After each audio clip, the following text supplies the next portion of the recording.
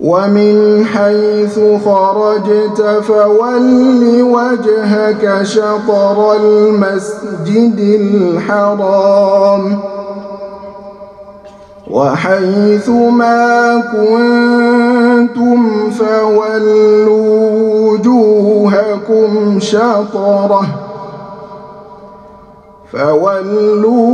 وجوهكم شطره لئلا يكون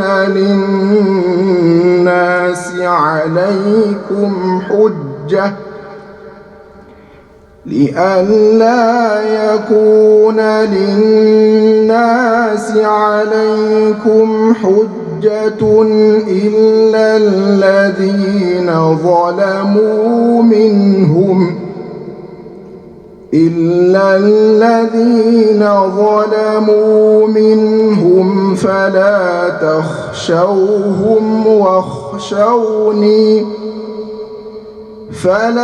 تخشوهم واخشوني ولأتم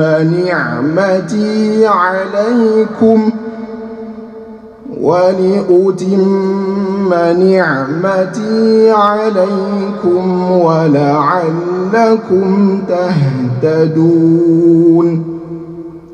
صدق الله العظيم.